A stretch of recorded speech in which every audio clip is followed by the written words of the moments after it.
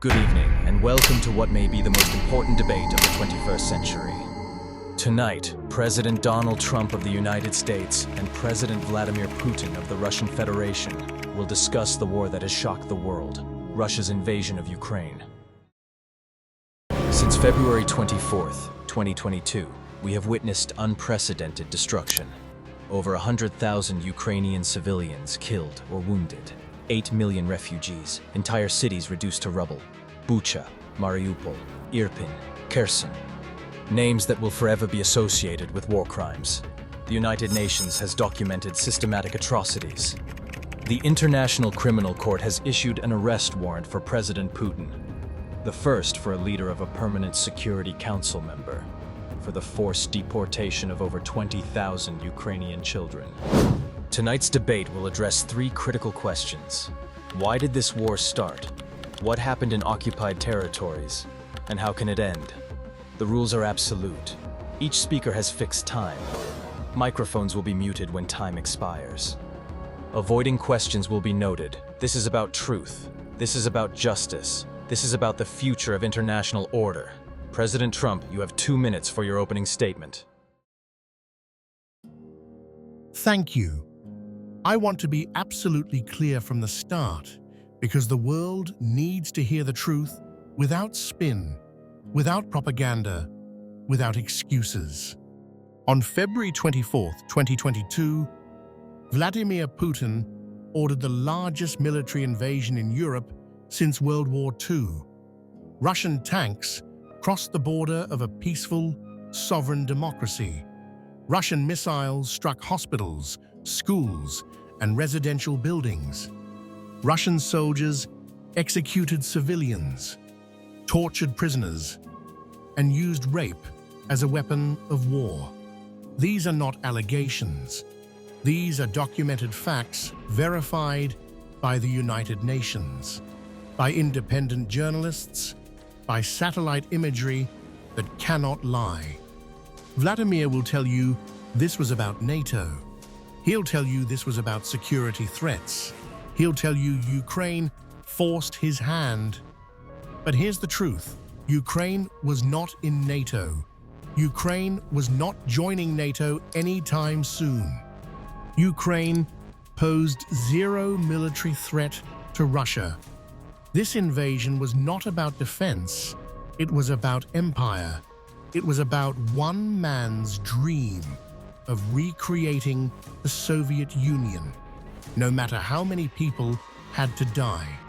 I have known Vladimir for years. We've had conversations, some good, some tough. I've said he's a strong leader, and he is. But strength without morality is tyranny. Strength that kills children is not strength, it's evil. Tonight, Vladimir is going to try to justify the unjustifiable. He's going to blame NATO, blame the West, blame everyone except himself. But the evidence is overwhelming. The satellite photos don't lie. The survivors don't lie. The mass graves don't lie. So Vladimir, the world is watching. And tonight, you're going to answer for Bucha. You're going to answer for Mariupol. You're going to answer for the 20,000 Ukrainian children stolen from their families. You can't hide behind propaganda anymore. The truth is here, and it's undeniable.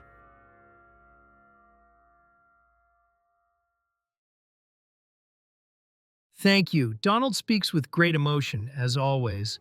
Very theatrical, but emotion is not truth, and propaganda is not reality. Let me state facts that the West conveniently ignores. For 30 years, Russia warned about NATO expansion. In 1990, Western leaders promised that NATO would not move 1 inch eastward if Russia allowed German reunification. That promise was broken. Poland joined NATO. Baltic states joined NATO. Romania, Bulgaria, entire Eastern Europe became NATO territory. And then they wanted Ukraine. Ukraine is not some random country for Russia. It is our shared history, our culture, our people. Millions of ethnic Russians live there. When a Western-backed coup overthrew Ukraine's elected president in 2014, we understood the plan. Turn Ukraine into an anti-Russian state. Place NATO missiles on our border. Surround Russia militarily. We tried diplomacy. The Minsk agreements were supposed to protect Russian-speaking populations in Donbass. Ukraine violated every provision. Meanwhile, Ukrainian forces shelled civilian areas in Donetsk and Luhansk for 8 years. 14,000 people died. Where was international outrage then? Where was the United Nations? When Russia acts to protect its security interests, suddenly we are war criminals. When America invades Iraq, bombs Libya, drone strikes Afghanistan, that is spreading democracy. This hypocrisy is tiresome. Yes, civilians have died in Ukraine. That is the tragedy of war. But Ukraine could have prevented all of this by accepting neutrality, by respecting the rights of Russian speakers, by not allowing itself to become a Western proxy. They chose confrontation. Now they face consequences. I take responsibility for protecting Russian national security. I make no apologies for that. President Putin, let me ask you a very specific question that requires a direct answer. On February 24, 2022, at approximately 5 a.m. Kiev time, Russian military forces launched a coordinated attack on Ukraine from multiple directions. From Belarus toward Kiev, from the east toward Kharkiv, from Crimea toward Kherson, and from the sea toward Odessa. Russian missiles struck over 40 Ukrainian cities simultaneously, including Lviv, which is over 1,000 kilometers from the Russian border. This was clearly a full-scale military invasion designed to decapitate the Ukrainian government and occupy the country. You mentioned diplomacy and security concerns in your opening statement. My question is this: why did you not exhaust international legal mechanisms first? Why did you not bring your security concerns to the United Nations Security Council for an emergency session? Why did you not petition the International Court of Justice? Why was military invasion, bombing civilian cities at 5 a.m. your first response rather than your last resort? You have 2 minutes. The question assumes that international institutions function objectively and fairly. They do not. The United Nations Security Council is controlled by Western powers. Any proposal Russia makes is automatically blocked or vetoed by the United States and its allies.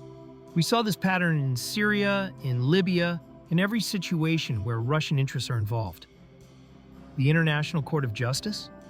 This is a Western institution that has never held the United States accountable for invading Iraq without UN authorization, for bombing Serbia, for overthrowing governments in Libya and Afghanistan. These courts only prosecute those who challenge Western hegemony. They are political tools, not instruments of justice. As for diplomacy, we tried for 8 years. From 2014 to 2022, we negotiated the Minsk agreements. Not once, but twice. Both times Ukraine violated them with Western encouragement. We proposed multiple European security treaties addressing our concerns about NATO expansion. Every proposal was rejected without serious consideration. Meanwhile, we watched as Ukraine built up its military with Western weapons, Western training, Western intelligence support. We received information that Ukraine was preparing a large-scale offensive in Donbass to eliminate the Russian-speaking population. We had intelligence showing NATO military infrastructure being positioned closer to our borders. At some point, when diplomatic channels are exhausted, when threats become imminent, when the security of your nation is at stake, action becomes necessary. The special military operation was not our first choice. It was our last resort after every peaceful option was blocked. Okay, stop. Just stop right there, Vladimir. You just spent 2 minutes complaining about international institutions, but you didn't answer the question. The question was simple. Why didn't you try using them before bombing Kiev? You say the UN is controlled by the West? You're on the Security Council. You have veto power. You could have called an emergency session, presented your evidence of this supposed Ukrainian threat, demanded international monitors. But you didn't. You didn't. because there was no evidence. And this excuse about Minsk agreements, you're the one who armed the separatists in Donbass. You sent Russian soldiers there. The OSCE documented Russian tanks, Russian missiles, Russian troops operating in eastern Ukraine since 2014. You broke Minsk before Ukraine ever did. And Ukraine planning an offensive? Show me the proof. Where's the intelligence? Where are the documents? Because what I saw, what the whole world saw, was Russia amassing 190,000 troops on Ukraine's border for months. That's not defense, Vladimir. That's preparation for invasion. And then you invaded. Stop pretending this was forced on you. You chose this.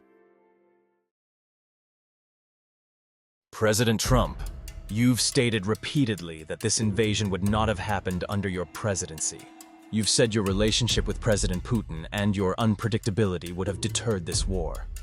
But Russia did annex Crimea in 2014 under President Obama, and the full-scale invasion happened in 2022 under President Biden. What specifically would you have done differently to prevent February 24th? What leverage did you possess that other presidents did not? 2 minutes.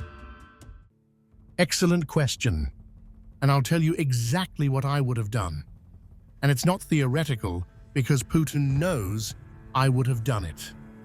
First, credibility. Obama drew a red line in Syria with chemical weapons. Assad crossed it, nothing happened. Putin learned that American threats were empty. Biden withdrew from Afghanistan in complete chaos, abandoned our allies, left billions in equipment behind. Putin watched that disaster and thought, these people are weak. They won't stop me. That was a green light. I was different. When Assad used chemical weapons, I bombed Damascus within 48 hours. No debate, no committees, I acted. When Iran shot down our drone, I authorized a strike, then called it off at the last second. But Iran knew I had my finger on the trigger. When Soleimani killed Americans, I eliminated him. Putin saw all of this and thought, this guy is unpredictable. He might actually do what he says. Second, I would have told Vladimir directly. And I did tell him this. If you invade Ukraine, I will arm them with everything. F-16s, long-range missiles, air defense systems, tanks, everything you fear. And I'll do it immediately, not months later. Your invasion will become a meat grinder for Russian soldiers. He believed me because I don't bluff. Third, energy. Putin's entire economy runs on oil and gas sales to Europe. I told Germany, stop buying Russian gas. You're funding his military. I pushed American LNG exports. I made America energy independent. Putin knew if he invaded, I could replace his gas to Europe and bankrupt him. Fourth, and this is critical, I respected Ukraine's sovereignty, but I also talked tough to them. I told Zelensky, don't provoke Russia unnecessarily. Don't talk about NATO membership every week. Focus on building your economy, your democracy. Make yourself so valuable that Europe won't let you fall. Would it have worked 100%? Maybe not. Putin is stubborn. But he didn't invade while I was president, and that's a fact. Donald, you take too much credit for yourself. Russia did not invade during your presidency because we were not ready, not because we feared you. We were building military capacity, studying Ukrainian defenses, preparing economically for sanctions. Timing matters in military operations, and your threats, I would have armed Ukraine immediately. You did arm Ukraine. You provided Javelin missiles, military training, this made the situation worse, not better. It showed Ukraine that America would support their anti-Russian policies. You want credit for Syria? You bombed empty buildings after warning Russia first. Soleimani? That was reckless action that almost started a war. You were not deterring Russia. You were creating instability that forced us to act. President Putin, we now move to the most difficult and disturbing part of this debate. Documented evidence of war crimes. I will be extremely specific, because the world deserves specific answers. Bucha. In early April 2022, after Russian forces withdrew from this suburb of Kyiv, investigators found over 400 civilian bodies in the streets. Many had their hands tied behind their backs with white cloth. Many showed signs of execution-style killings, single gunshot wounds to the back of the head. Bodies of women showed evidence of sexual violence before death. The New York Times obtained satellite imagery from Maxar Technologies, time-stamped and independently verified, showing these bodies lying in the streets on March 11th, 19th, and 30th, while Russian forces controlled Bucha. This directly contradicts Russian claims that Ukraine staged these deaths after Russian withdrawal on March 30th. Mariupol. Your forces besieged this city for 85 days. On March 9th, Russian aircraft bombed a maternity hospital, killing pregnant women and children. On March 16th, Russian forces bombed the Mariupol drama theater, where over 1,000 civilians were sheltering. The word children was written in giant white letters on the ground outside, visible from aircraft. At least 600 people died in that attack. Human Rights Watch, Amnesty International, the UN Human Rights Council, and the Organization for Security and Cooperation in Europe have all independently documented systematic torture, rape used as a weapon of war, forced deportations, and deliberate targeting of civilian infrastructure across dozens of Ukrainian cities. President Putin, this is not propaganda from one source. This is convergent evidence from multiple independent international organizations, forensic investigators, satellite technology, and eyewitness testimony from survivors. How do you respond to this documented evidence? You have 2 minutes. These allegations are part of a coordinated information war against Russia. We have seen this pattern before, fabricated atrocities designed to demonize Russia and justify Western intervention. Regarding Bucha specifically, I remind everyone that Russian forces left that area on March 30th. Ukrainian forces and Ukrainian security services did not enter until April 1st, 2 full days later. During those 48 hours, who controlled the area? What happened during that time? The mayor of Bucha made a video statement on March 31st, celebrating liberation. He mentioned nothing about bodies in the streets. Nothing. Why? Because they were not there yet. The satellite images you mentioned. Satellite images can be manipulated. Timestamps can be falsified. We have our own intelligence showing that some of those bodies moved between photographs, showing signs of recent death, not deaths from weeks earlier when Russian forces were present. Mariupol was a military operation against the Azov Battalion, a neo-Nazi military formation that was using civilians as human shields. They operated from hospitals, from the theater, from civilian buildings deliberately. When we targeted military positions, civilians unfortunately were in danger because Azov forces placed them there intentionally to create exactly these propaganda images. The theater specifically, we have evidence that Azov soldiers were using it as a headquarters and ammunition storage. The children's sign was propaganda staging. If there really were children there, why would Azov fighters bring ammunition to that location? Regarding rape allegations, torture claims these are unverified accusations. Every conflict has propaganda. Ukraine has every incentive to fabricate atrocities to maintain Western support and weapon supplies. Where is truly independent verification? The organizations you cite, Human Rights Watch, Amnesty International, receive significant funding from Western governments and Western donors. They are not neutral observers. Stop. Just stop, Vladimir. I need to stop you right there, because what you just said is not only false, it's disgusting. It's morally repugnant. I've seen the satellite images. I've been briefed by US intelligence. I've talked to survivors. And you're sitting here telling the world that Ukraine tied up their own people, shot them in the back of the head, and left them in the streets to frame you? Are you insane? The satellite photos are time-stamped, Vladimir. March 11th, March 19th, bodies on the street, while your soldiers controlled Bucha. We have geolocation data. We have cell phone intercepts of Russian soldiers calling home bragging about what they did. One soldier told his wife, "We can do anything we want here. Nobody will stop us." Another laughed about looting houses. These are your soldiers. And Mariupol, you bombed a maternity hospital, Vladimir. Pregnant women died. We have photos of a pregnant woman being carried out on a stretcher.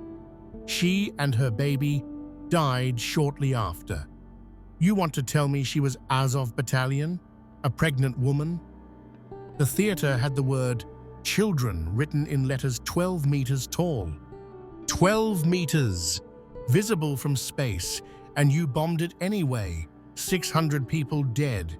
And you sit here and say, Azov put ammunition there. Even if that were true, which it's not, you don't bomb a building with 1,000 civilians inside. That's a war crime under any definition. You talk about propaganda. The only propaganda here is coming from you. You can't provide a single piece of evidence for your claims. Not one satellite photo, not one intercepted communication, not one forensic report, nothing. Because you're lying. I've defended you on things, Vladimir. I've said we should work together on terrorism. But this, Bucha, Mariupol, the mass graves in Izium, the torture chambers in Kherson, that's not propaganda. That's evil. Pure, documented, undeniable evil. And you sitting here denying it makes you look even worse than if you just admitted it. President Putin, let me ask you about one specific aspect that is particularly disturbing. The International Criminal Court issued an arrest warrant for you personally. Not for your generals, not for your military, but for you. For the crime of unlawful deportation and transfer of Ukrainian children to Russia. According to Ukrainian government databases and independent verification, over 20,000 Ukrainian children have been forcibly transferred to Russia since February 2022. These children have been given Russian citizenship, placed with Russian families, enrolled in Russian schools, and told they are Russian. Ukrainian officials have documented that many of these children had living parents or relatives in Ukraine who are desperately trying to get them back. This is not about evacuating children from a war zone for their safety. That would be temporary and coordinated with Ukrainian authorities. This is about permanently taking children from Ukraine and making them Russian. Under international law, specifically the Genocide Convention, forcibly transferring children of one group to another group with intent to destroy that group's identity is genocide. How do you justify taking 20,000 Ukrainian children? Where are they? When will they be returned to their families? 30 seconds. These children were in active war zones, Mariupol, Donbas regions. Their parents were killed or missing. We evacuated them for humanitarian reasons to protect them from Ukrainian shelling. They are being cared for, educated, given opportunities. Ukraine could retrieve them through proper diplomatic channels if they wanted, but they refuse cooperation. Oh my God, Vladimir, did you just admit it? You just admitted you took 20,000 children. You're calling it evacuation. They had families. Ukrainian mothers have testified that Russian soldiers came to their homes, took their children at gunpoint, and put them on buses to Russia. We have video of children crying, being separated from grandparents, being told they're going to camps for a few days. They never came back. And you gave them Russian citizenship? You put them with Russian families? You're erasing their Ukrainian identity? Vladimir, that's not rescue. That's kidnapping. That's cultural genocide. That's exactly what the Genocide Convention was written to prevent.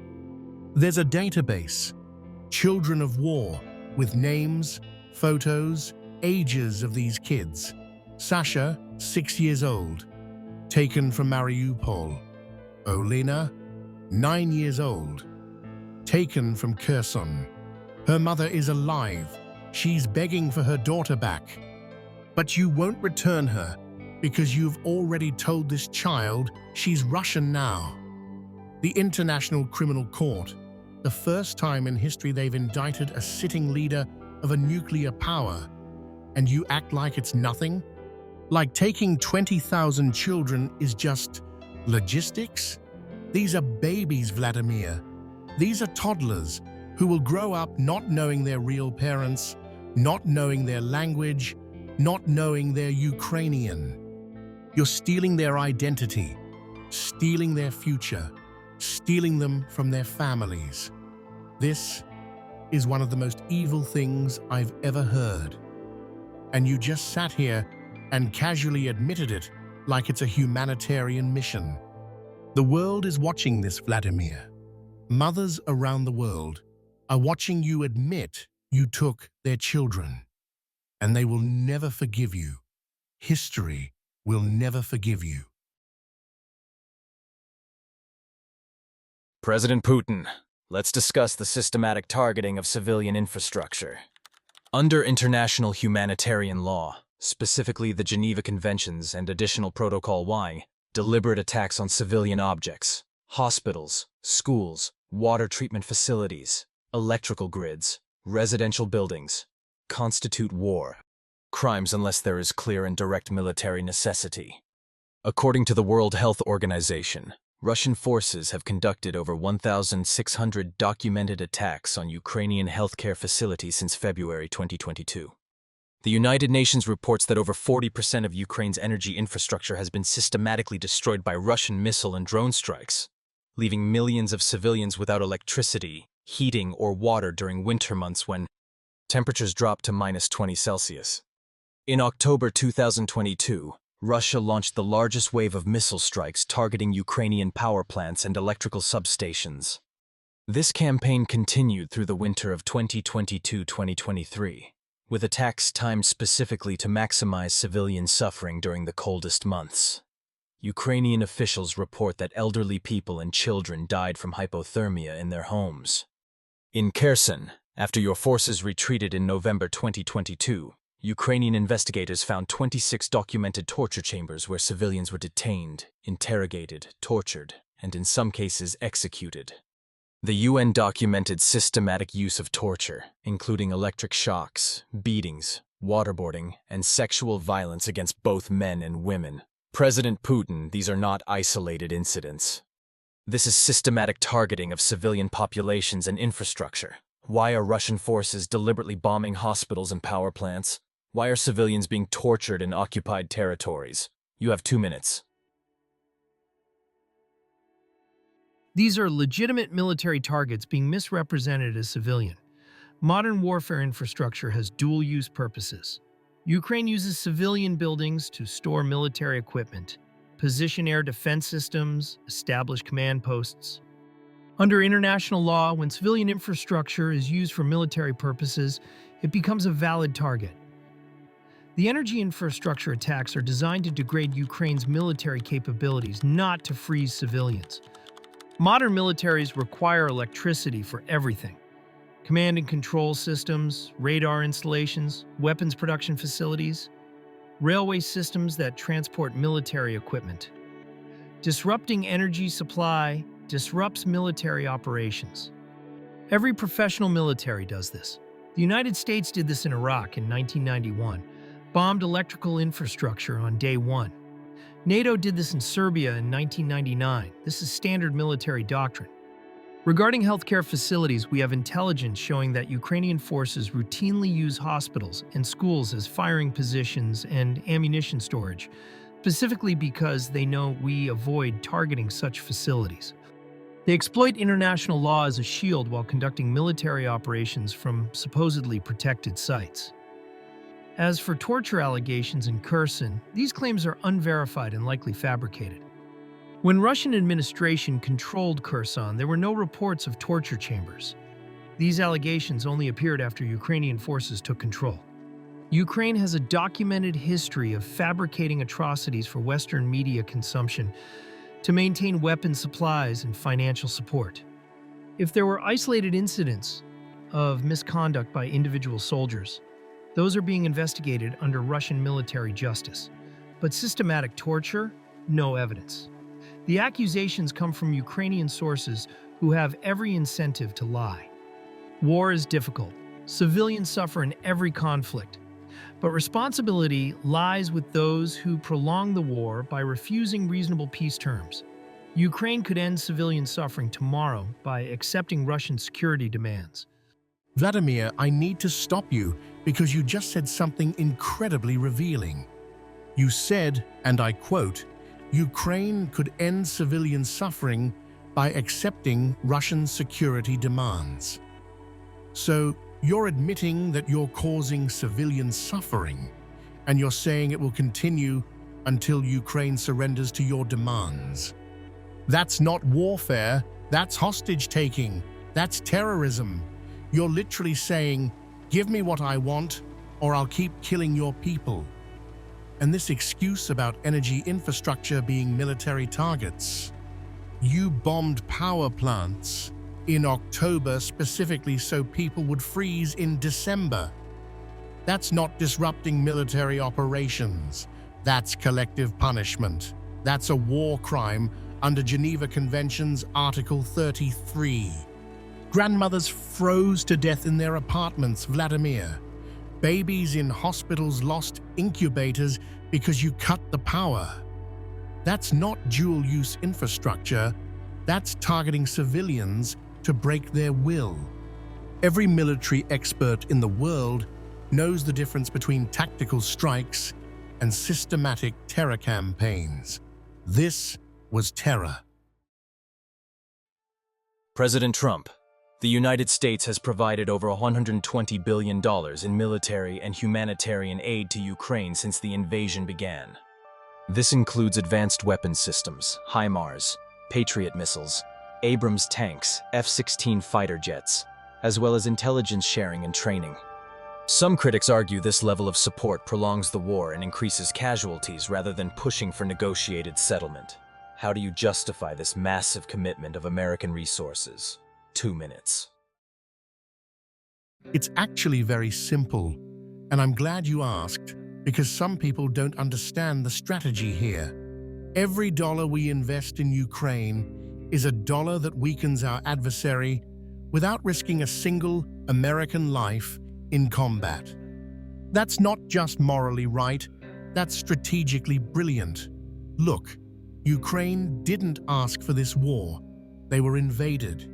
They're fighting for their homes, their families, their freedom. We're giving them the tools to defend themselves. That's what America does. We stand with democracies against dictatorships. We did it in World War II, we did it in the Cold War, and we're doing it now. And let's be clear about something. We're not prolonging the war. Putin is prolonging the war by refusing to withdraw. He could end this tomorrow by pulling his troops back across the border. But he won't, because he's stubborn and he thinks he can outlast Ukraine if he just kills enough people. So yes, we give Ukraine weapons. We give them the ability to defend themselves, to push back against aggression, to survive. Now, critics say this is expensive. $120 billion sounds like a lot. But let me give you context. Most of that money stays in America. We're building HIMARS in Arkansas, Patriot missiles in Arizona, tanks in Ohio, jets in Texas. American workers are employed. American companies are profiting. American manufacturing is thriving. And Russia's military is being degraded for a fraction of what it would cost if we had to fight them ourselves. Think about it strategically. If we don't stop Putin in Ukraine, where do we stop him? Poland? Germany? How many American soldiers would have to fight and die because we were too cheap to send missiles to Ukrainians who were willing to fight? This is the best defense investment America has made in decades. Plus, and this matters, we're sending a message to every dictator in the world. Aggression doesn't pay. If Putin succeeds in Ukraine, Xi Jinping looks at Taiwan and thinks, I can do that too. Kim Jong-un looks at South Korea. Every authoritarian sees that invasion works if you're just brutal enough. We cannot allow that precedent. So yes, we support Ukraine with weapons, with training, with intelligence. And we'll keep doing it until Putin withdraws or until his military collapses from the weight of this disastrous war. Ukraine will win. Freedom will win. And America will be stronger for having stood on the right side of history. Donald, you speak about supporting democracy, but you are using Ukraine as a proxy to fight Russia. You don't care about Ukrainian lives. You care about weakening Russia strategically. Every weapon you send kills Russian soldiers, prolongs the conflict, increases casualties on both sides. If America truly cared about ending civilian suffering, you would pressure Ukraine to negotiate, not send more weapons. You would encourage compromise, not escalation. But instead, you pour gasoline on the fire and call it supporting freedom. Ukrainian soldiers are dying for American geopolitical interests, not for their own country. That is the truth you refuse to acknowledge. We now enter the direct exchange segment. For the next 8 minutes, you will question each other directly. I will only intervene to enforce time limits and ensure questions are answered. Evasion will be noted. President Trump, you begin with your first question. Vladimir, I have a very simple question that requires a very simple answer. How many Russian soldiers have died in this war? Your soldiers, your citizens, Russian mothers' sons. Give me a number. Not a range, not an estimate, a number. How many body bags have been sent back to Russian families? 30 seconds. This question. These are sensitive military statistics that cannot be disclosed during ongoing operations. Providing exact casualty figures would give tactical intelligence to the enemy, compromise operational security, and potentially endanger Russian forces currently engaged in combat. However, I can state that Ukrainian losses are catastrophic and far exceed Russian casualties. According to our military intelligence, Ukraine has lost over 500,000 soldiers, killed and wounded. Their military is being systematically destroyed. They are running out of trained personnel, which is why they are now conscripting men up to age 60, including those with serious medical conditions. Russian losses, while every death is regrettable, are within acceptable parameters. For a military operation of this scale and duration, our forces are professional, well-trained, well-equipped. We rotate units, provide proper medical care, ensure adequate rest periods. The Russian military remains highly capable and combat effective. What I can say is that the ratio of losses heavily favors Russia. For every Russian casualty, Ukraine suffers 5 to 7 casualties. This is verified by independent sources by intercepted Ukrainian communication. The true tragedy is that Ukraine continues this hopeless fight instead of accepting reality and negotiating. You can't even answer the question. Sensitive information? Their mothers deserve to know. You're sending Russian boys, 18, 19, 20 years old, to die in Ukrainian fields, and you won't even tell their families how many are dead? Western intelligence says 315,000 Russian casualties, 120,000 dead. That's more than the Soviet Union lost in 10 years in Afghanistan, and you sit here and say it's within acceptable parameters? Acceptable to who? To you, sitting in your palace? What about the mothers in Siberia who will never see their sons again? And you want to talk about Ukrainian casualties? At least Zelensky is honest with his people. At least Ukraine publishes figures. You hide behind operational security because you're afraid to admit how catastrophically this war has failed. You thought it would take 3 days. It's been 3 years, and you've lost an entire generation of Russian men for nothing. Donald, since you care so much about casualties, let me ask you, why does the United States continue to send weapons that kill Russian soldiers? You provide HIMARS that strike our positions. You provide artillery that shells our forces. You provide intelligence that helps Ukraine target Russian troops. Every Ukrainian weapon that kills a Russian soldier has "Made in USA" written on it. If you truly wanted to end this war and stop the dying, you would cut off weapon supplies and force Ukraine to negotiate. Instead, you escalate. You send more missiles, more tanks, more ammunition. How many more Russian soldiers must die before you stop fueling this proxy war? Answer that question. You want to know why we send weapons? I'll tell you exactly why, Vladimir, and it's very simple. Because Ukraine is defending itself from your invasion. Let me make this crystal clear. Ukrainian soldiers aren't in Moscow. They're not in St. Petersburg. They're not occupying Russian territory. They're in Ukraine, their own country, fighting Russian forces that you sent there. So yes, we give them weapons to defend their homes. You act like this is complicated. It's not. You invaded. They're defending. We're helping them defend. That's it. That's the whole story. And you want me to cut off weapons and force Ukraine to negotiate? Negotiate what? Hey, Ukraine, give Putin 20% of your country because he invaded you. That's not negotiation. That's extortion. That's rewarding aggression. Here's what would happen. If we stopped helping Ukraine, you'd take Kiev in a month. You'd take Kharkiv, Odessa, maybe all of Ukraine.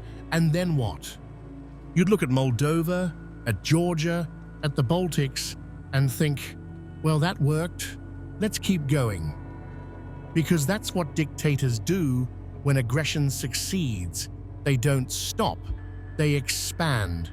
So we give Ukraine the means to fight. And you know what? They're winning. Your military has lost half its tanks, most of its precision missiles, thousands of armored vehicles. Russia's military reputation is destroyed. Countries that feared Russia now laugh at Russia. Finland and Sweden, neutral for decades, joined NATO because of you. You want to know who's responsible for dead Russian soldiers?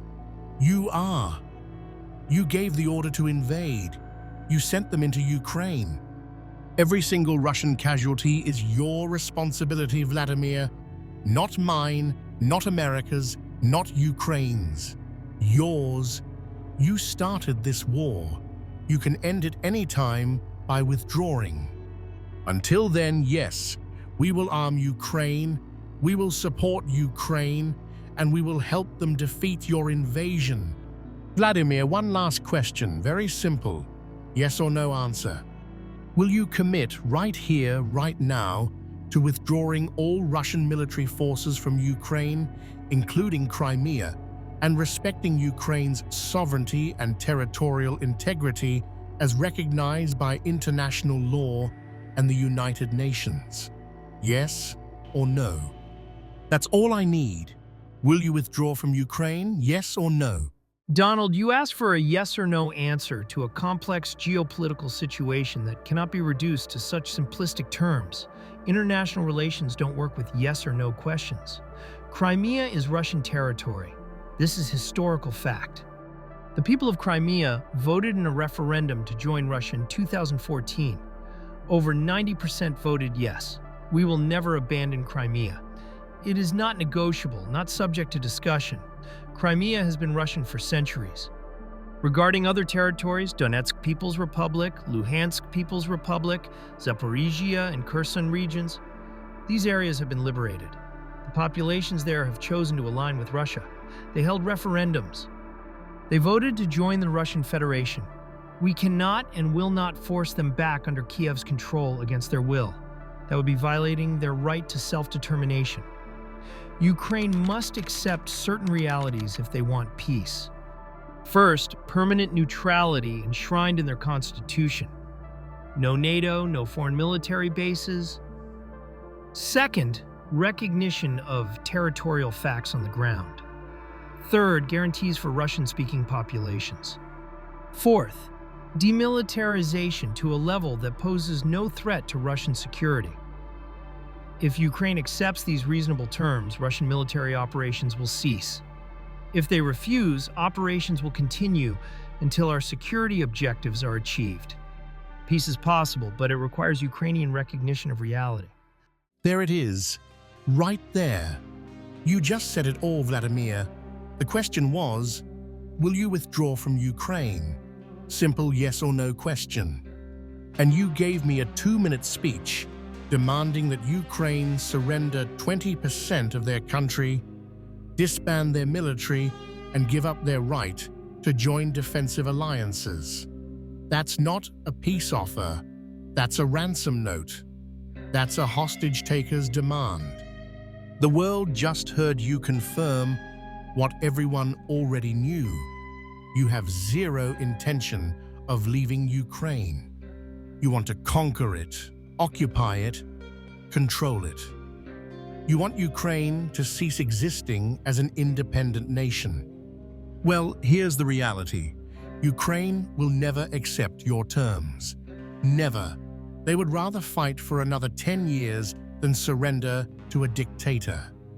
And America will support them every step of the way. You just lost this debate, Vladimir, because you finally told the truth. And the truth is, you're not interested in peace. You're interested in conquest. The world heard it, and they won't forget. President Trump, throughout this campaign and your presidency, you have repeatedly stated that you could end this war in 24 hours. You've said your relationship with both President Putin and President Zelensky would allow you to broker a deal that has eluded other world leaders. But tonight, we've heard President Putin explicitly refuse to withdraw from Ukraine. He's demanding Ukraine surrender territory, disarm its military, and abandon its right to join defensive alliances. Given what you've heard tonight, Putin's refusal to compromise, his insistence that Crimea and other regions are permanently Russian, his demands for Ukrainian capitulation, how specifically would you achieve peace? What leverage do you have that you haven't already discussed? What could possibly convince Putin to leave Ukraine when he's just stated he has no intention of doing so? 2 minutes. You know what? After hearing Vladimir tonight, I'm going to be honest with you. It's harder than I thought. I believed we could negotiate because I believed Putin was a rational actor who understood cost-benefit analysis. But listening to him tonight, refusing to answer basic questions, denying documented evidence, demanding Ukraine's surrender, that's not rational. That's delusional. But here's what I would do if I were president right now, and I'm going to be very specific. First, I would tell Vladimir privately, in a room with no cameras, you have 2 choices and only 2. Choice 1, you withdraw to February 23rd, 2022 borders. Every Russian soldier leaves Ukraine, including Crimea. In exchange, Ukraine agrees to a 20-year moratorium on NATO membership. Not permanent neutrality, a 20-year pause. That gives you your security guarantee without destroying Ukraine's sovereignty. We lift sanctions gradually over 5 years if you fully comply. You get an off-ramp, you save face, you rebuild your economy. Choice 2, you refuse. Then I unleash everything. I give Ukraine ATACMS with no range restrictions. They can strike Moscow if they want. I give them F-16s. I give them Abrams tanks. I give them everything in the American arsenal. I tell Europe, cut off all Russian gas immediately. We'll replace it with American LNG within 6 months. I sanction every country that helps you. China, India, Iran, everyone. I freeze every Russian asset worldwide. I make it illegal for any American company to do business with Russia for 50 years. Your economy collapses completely, your military runs out of equipment, your oligarchs overthrow you, and you lose power. Second, I would tell Zelensky, Vladimir accepts option 1. You get full territorial integrity, including Crimea, but Crimea gets special autonomous status for 25 years, Russian language rights, self-governance, maybe even a Russian naval lease for Sevastopol. You keep sovereignty, they get cultural protection.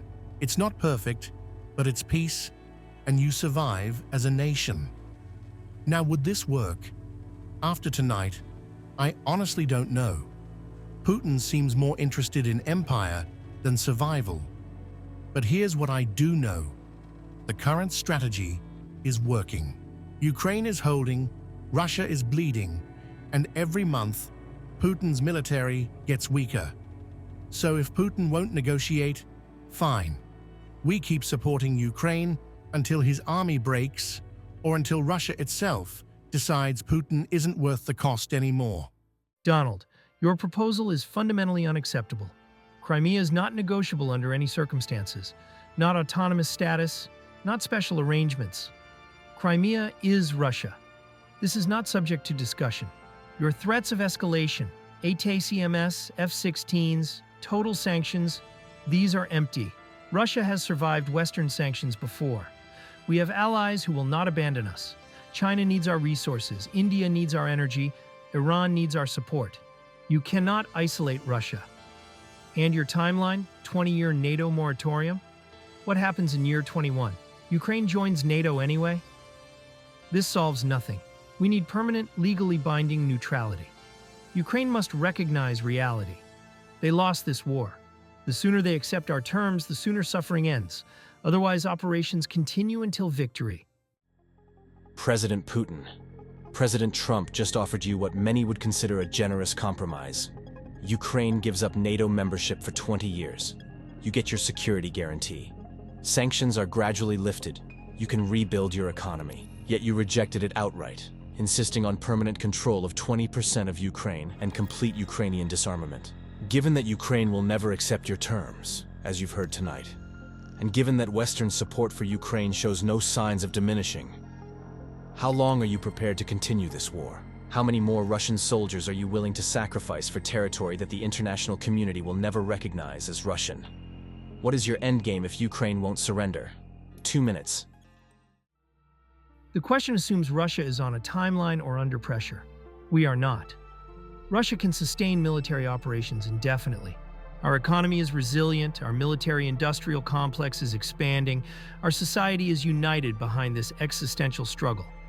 Time is on our side, not Ukraine's. Ukraine is running out of manpower. They are conscripting men in their 50s and 60s. Their economy is completely dependent on Western aid. Their infrastructure is destroyed. How long can they sustain this? 1 year? 2 years? Eventually, Western support will fade. Elections change, priorities shift, budgets run dry, but Russia will still be here, still committed. As for casualties, yes, we have losses. Every war has losses. But we are fighting for our national security, for our right to exist as a sovereign power not dictated to by Washington. That is worth any sacrifice. International recognition? We don't need Western recognition. The majority of the world's population lives in countries that have not sanctioned Russia. China, India, most of Asia, most of Africa, Latin America. The so-called international community is actually a minority of Western nations trying to maintain their fading dominance. My endgame is simple. Russian security guaranteed, Russian-speaking populations protected, NATO threat permanently eliminated. If that takes 5 years, 10 years, 20 years, so be it. Russia has patience that Western democracies do not. We will outlast Ukraine, we will outlast Western attention spans, and we will achieve our objectives. That is Russian history. We endure, we prevail. There it is, everyone. You just heard Putin's strategy. Bleed Ukraine, outlast the West, wait for us to get tired, and abandon our principles. He thinks we'll forget about freedom. He thinks we'll forget about sovereignty. He thinks we'll forget about the children he kidnapped, the civilians he murdered, the cities he destroyed. Well, here's what he doesn't understand. America doesn't give up on freedom. We didn't give up when Hitler tried to conquer Europe. We didn't give up during the 50-year Cold War with the Soviet Union. And we won't give up on Ukraine. Putin can wait 5 years, 10 years, 20 years, doesn't matter. We'll be there supporting Ukraine. Because this isn't about money, it's not about weapons, it's not even about Ukraine specifically. It's about the principle that you cannot invade your neighbor and get away with it. That principle is worth defending forever. So no, Vladimir, we won't get tired. We won't move on. We won't abandon Ukraine. Your strategy failed the moment you underestimated the resolve of free people. We have reached the final segment of tonight's historic debate. Each of you will now have 2 minutes for your closing statements. This is your final opportunity to address the world on the war in Ukraine, on responsibility, on the future. President Trump, you will go first. Tonight, the world witnessed something remarkable. For the first time since this brutal war began, Vladimir Putin was forced to answer direct questions about his actions. And what did we learn? We learned that he cannot, or will not, tell the truth. He cannot give a straight answer about how many of his own soldiers have died. He cannot defend his military against documented evidence of war crimes. He refuses to acknowledge the atrocities in Bucha, Mariupol, Irpin. He admitted to taking 20,000 Ukrainian children and called it humanitarian action. And most importantly, he refused to commit to withdrawing his forces from Ukraine. Instead, he demands that Ukraine surrender 20% of its territory, disarm its military, and abandon its right to self-determination. He wants the victim to pay the aggressor for the crime of being invaded. But here's what Vladimir doesn't understand. The world is not fooled. We see his lies. We see his propaganda. We see his evil. And now, I want to speak directly to the American people and to people all over the world who believe in freedom. This is not just Ukraine's war. This is a battle for the very soul of the 21st century. It's a battle between democracy and tyranny, between freedom and oppression, between law and chaos. If Putin succeeds in Ukraine, every dictator will learn that invasion pays off. China will look at Taiwan. Iran will look at Israel. The world will become a more dangerous, more violent, more brutal place. We cannot let that happen. So America will continue to stand with Ukraine. Europe will continue to stand with Ukraine. The free world will continue to stand with Ukraine. We will provide them with weapons, with training, with intelligence, with economic support. And we will continue to impose crippling costs on Russia until Putin understands that this war is unwinnable. To the people of Ukraine, you are the bravest people on earth. You have shown the world what it means to fight for freedom.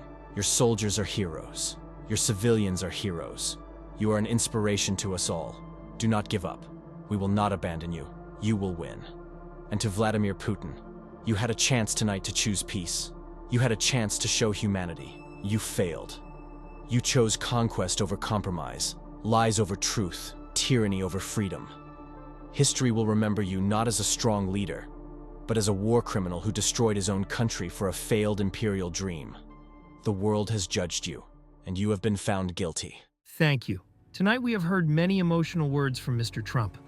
We have heard accusations, we have heard threats, we have heard lectures on morality from a country that invaded Iraq, bombed Libya, and drone strikes sovereign nations every day. The hypocrisy is astounding, but it is not surprising. The West has always viewed Russia as a rival to be contained, not a partner to be respected.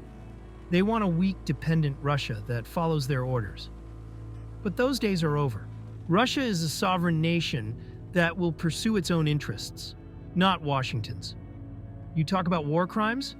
What about the atomic bombings of Hiroshima and Nagasaki? What about the Agent Orange in Vietnam? What about Abu Ghraib? The West has no moral authority to lecture anyone about war crimes. This war is not about Ukraine. It is about Russia's rightful place in the world. It is about ending a unipolar world dominated by the United States and creating a new multipolar world where sovereign nations respect each other's security interests. Special military operation will continue until our security objectives are met. We are prepared for a long struggle. Russia has endured Napoleon, we endured Hitler, and we will endure this. Our cause is just, our society is united, and our victory is inevitable. History will judge who is right. Not American history, not Western history, but true, objective history. And it will show that Russia stood up to Western hegemony, protected its people, and restored its rightful place as a great power. The West may not like it, but they will have to accept it. Our resolve is unbreakable. That concludes tonight's debate. You have heard two profoundly different worldviews. President Trump has argued that this is an unprovoked war of aggression, a humanitarian catastrophe that violates international law, and a struggle that the free world must help Ukraine win. President Putin has argued that this is a defensive operation to secure Russia's interests against Western expansion. The facts have been presented. The evidence has been shown. The world has watched. Now, the world must judge. Thank you for watching, and good night.